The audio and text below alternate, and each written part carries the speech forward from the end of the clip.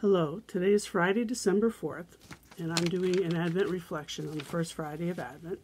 The readings for the day are from Isaiah and Matthew. Matthew is chapter 9, verses 27 through 31.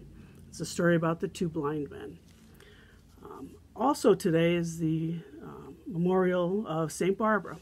St. Barbara has some ties to St. Catherine. If you have been in our chapel and in the candle room, there's a statue in there of a young lady standing next to a short tower. That would be St. Barbara. St. Barbara was the patron saint for one of our great contributors to the 1923 church. That's why we had our first church built on that site. St. Barbara has some ties with me. I've done a lot of military work in my days, and she is tied well to the military. She was born in Nicodemia, southern day Turkey. As many of you know, I do like to travel, and I used to love Turkey. I've been there a couple times, and it's a wonderful place. Lots of tradition, lots of Christian history there. For St. Barbara, after her mother passed away, her father, who was a pagan father, because she was so beautiful and intelligent, guarded her closely and kept her locked away in a tower to protect her from the outside world. Now, the story of Rapunzel and letting down her hair sometimes is attributed to it being St. Barbara up at the top of that tower. She was educated by tutors and came to reject false gods and was taught to the false gods that she was taught about. And she, in her solitude, became aware of this true God who she was yearning to and wished to discover. At that point, she dedicated her life to virginity for this purpose. Her prayer life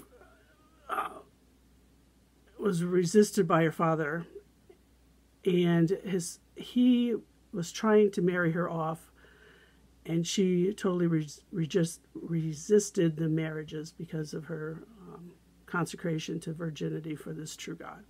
So the father thought it was because of the seclusion that she was rejecting marriage and wanted her to have a little more freedom to associate with the outside world. When she became able to get to the outside world, she discovered Christians. And she realized that this was the Creator that she sought, and was baptized in secret. Once she let her father know that she was a Christian, he denounced her to the authorities, which was commonplace in those days. And she was persecuted, imprisoned, tortured, but she remained steadfast in her faith. At night, she would pray fervently, and her wounds would miraculously heal. This only subjected her to greater torments, followed by more miraculous interventions. She was finally beheaded by her own father. Afterwards, her father was struck and killed by lightning. Some say as punishment. It seems to be, I'll leave that up to you to decide. Excuse me. St. Barbara is the patron saint of firemen, armorers, artillerymen, military engineers, miners, and others who work with explosives. She is also the patron saint against storm, lightning, and fire, to name a few. And today is her feast day. St. Barbara, in her seclusion, was able to spend time with the Lord and began to know Him more, because she didn't have all these external distractions. So sometimes it's really good for me and for others maybe to try and limit the external distractions of life.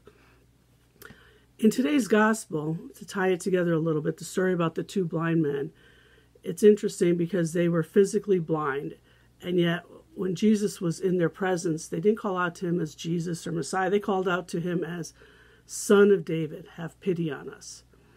So often we hear that when your senses, one sense has been lost or lessened, your other senses become more strong. So in their loss of their physical blindness, they were seeing a truer sense of sight that the Lord had given them to recognize Jesus as the Son of David, which in their day would have been explaining to everybody, exclaiming that He was the Son of God. So in this case, it was a physical condition that created their loss of their sight, created them to see Jesus more clearly, and to see who he was and proclaim who he was, and then profess their faith and call him Lord. Whereas with St. Barbara, it was her seclusion in the tower that allowed her to let this God that she was yearning for, hearing that these false gods were not real, and allowed them in. Thank you and have a blessed day.